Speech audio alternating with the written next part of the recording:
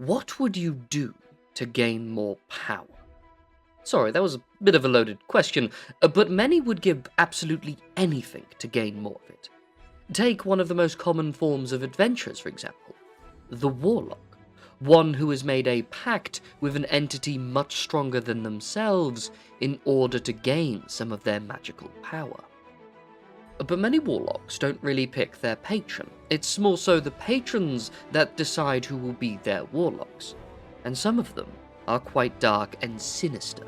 Demons and devils with ideas of pure evil, or great old ones with wants and goals so beyond us our minds would melt just trying to comprehend them. But despite this, many Warlocks wish to do good. And provided they still follow their patrons' wants, then that's fine to them. Until it is not. When a Warlock fails its task, regardless of the reasons or circumstances, and if the patron is particularly cruel and dark, it may decide that their death alone was not acceptable, and so using the power they already used to make them a Warlock, they will reanimate them as a special form of undead. One freed of the shackles of thought and choice, and only to serve their patron. These unfortunate beings are known as Deathlocks. Of course, due to the amount of variables involved in this process, it results in them a lot of uncertainty about what exactly a Deathlock is and what they are truly capable of. To put it shortly, as with all fun things in this world, the true answer is, it depends. They can vary from truly mindless thralls, with no recollection of their past life, merely a spellcasting zombie that's actually quite powerful, or a truly genius mastermind, fully aware of their past life and bitterly serving a master they hate. The three biggest variables to determine this are actually what type of patron they are, what the patron's goals are, and lastly, how powerful the Warlock actually is. But to fully grasp why these matter in this context, I have to briefly explain how Warlocks work to some degree. To oversimplify it a little, when a Warlock makes a pact with a powerful being, that being removes a part of themselves and magically implants it into the would-be Warlock. Sort of like the planting of a seed. From there it will grow with the power of said Warlock. It's why it really is a good deal for both. Depending on the nature of the contract, of course. This would result in all of the power the patron gave to them, and actually quite a bit more, to return to them by the end of the deal, unless the nature of their deal would have something else happen. But this power would be moulded by, even shaped by the Warlock. To what degree depends on a few things. How powerful the patron originally was, how much of their aspect they had to give away, and how strong the Warlock became by the end of the deal. So, if the patron is displeased with the Warlock, or the Warlock dies and fails, they could turn them into a Deathlock. When they regain the magical power they gave them, they could use it to reanimate them. But if the Warlock was powerful enough to leave an imprint on this magical power, then a part of them would, in a way, remain, since the patron will always use that aspect again in the reanimation. It's just easier for them to do so. Of course, that was all a very long-winded way of saying the stronger they are, the more of them that remains, but I find this bit of context answers the question of if a Deathlock is still the Warlock they once were. To which the true answer to that is, yeah. The matter of their soul comes into question here, and we really don't have time to talk about how souls work in this context to a satisfying degree anyway. So the safer and oversimplified answer would be, it's an aspect of them, but not them in full, as the patron would have them now. Again, unless the details of their deal would state otherwise. But that's enough on how they are made, let's get into the why. See, with all that power taken from them, why not just make something else? If they were, say, a demon or a devil, why not just make themselves stronger, or manifest a new demon? And actually, most of the time they do that. But sometimes they will have a different reason to make the Deathlock. And the main one is simply location and use. See, demons and devils, and actually quite a lot of otherworldly beings with evil intent, can't just step foot into our world without some shenanigans, but with a powerful undead puppet with a pseudo part of themselves within it, well, you can do a lot more. This is why many of them act as mouthpieces and commanders. They're leading agents on the material plane, since they sort of break the rules and get away with it with the creation of the Deathlock. The stronger and more powerful ones can even create more minions and other undead, perhaps even ones they could not in life, but well, not much is certain to it when it comes to them. And speaking of things not being certain, in some scenarios you can throw almost everything I just said out the window, because there is actually another way of making a Deathlock, one that does not involve the patron at all, but instead a powerful necromancer.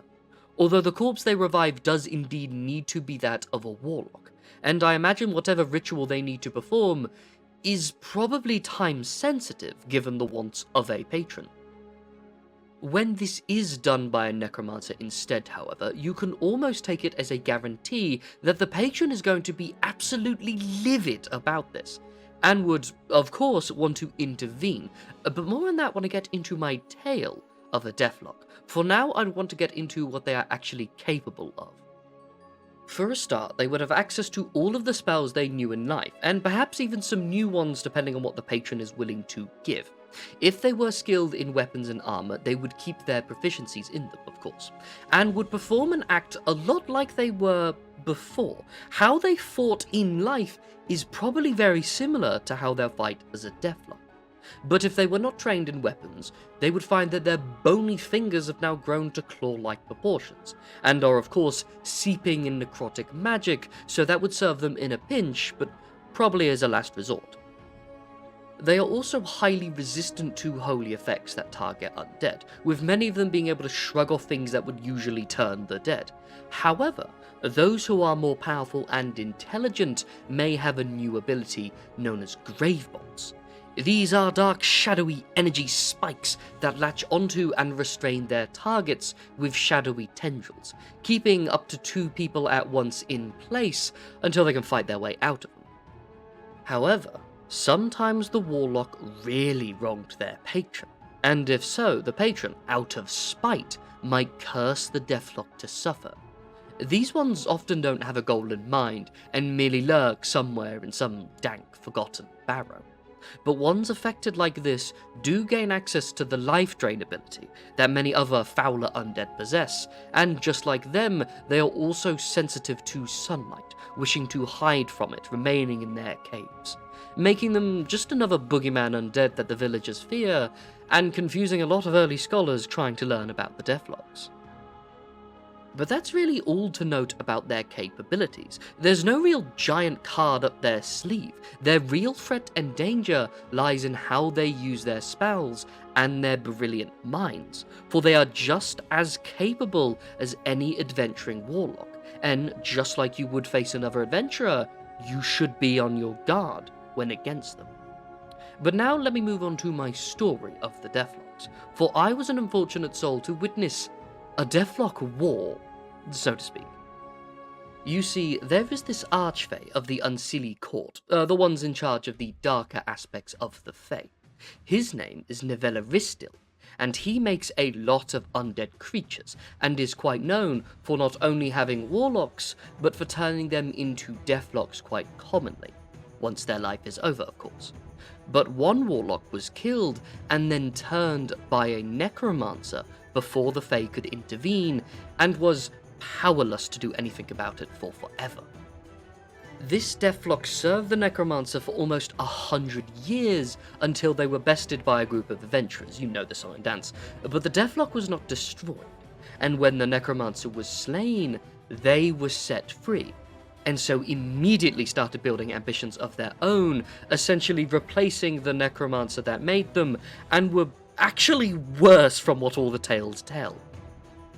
But Nevellaristil found out about their lost warlock, and immediately sent 2 other deathlocks to deal with them. Both of those deathlocks, however, were killed, and somehow recreated by the one who was free, essentially recruiting them. Then, the 3 of them started to make their own undead army. The Archfey, enraged by this, summoned more and made another army to match. During this time, however, the group I was travelling with at the time was called in, since reports were made that 2 different undead armies were forging, so we were ready to deal with them.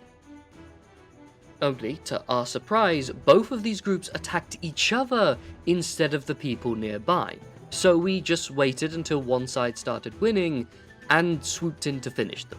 Look, I know that story's not that heroic or even climactic, but despite how I make them sound, the Deathlock is not that common, due to the already low number of Warlocks, and the fact that most patrons just do other things with their souls, since they usually have an ambition beyond this. Despite that, however, I find the Deathlock a curious one. At first glance, they look like they would be any other undead dark spellcaster, and well, that's exactly what they are. It's more so the nuance of their creation and the unique nature of their spells that make them fascinating to me. It can also serve as a dark warning to any would-be warlock who wishes to just skip the steps of learning magic and get it immediately. I mean, this is a horrible path that is a potential before you, and I would not risk it. Thank you for listening to my tales. I'm the Ashspawn. Feel free to leave a like, comment, or subscribe. It really does mean a lot to me. But, till next to me, fellow traveller, have a good day.